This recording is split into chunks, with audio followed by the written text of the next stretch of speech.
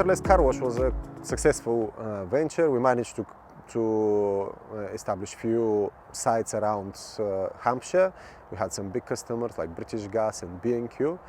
But back in the 2012, there was an event in the sites of one of our customers, and they asked us if we can help them with the disaster recovery. They had a massive flood on site. So while that was something new for us, me and my team jumped at the opportunity and wanted to help. And we helped them clear the damage from the flood, and that's how the idea for EcoDrift commercial cleaning was born, and that's how it all began.